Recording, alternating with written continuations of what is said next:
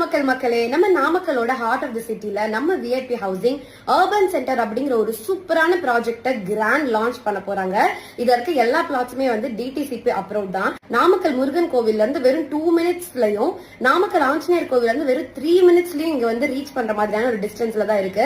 And இங்க வந்து ஏகப்பட்ட என்டர்டைனிங்கான விஷயங்களா நடக்க போகுது. சோ இதுல நானும் கலந்துக்க போறேன். அண்ட் இங்க நீங்க ஸ்பாட் புக்கிங் பண்றீங்க அப்படின்னா சூப்பரான எக்ஸைட்டிங்கான கிஃப்ட்ஸ் எல்லாம் வந்து ஆன் ஸ்பாட்ல கொடுக்கறதுக்காக அவங்க வெயிட் பண்ணிட்டு இருக்காங்க.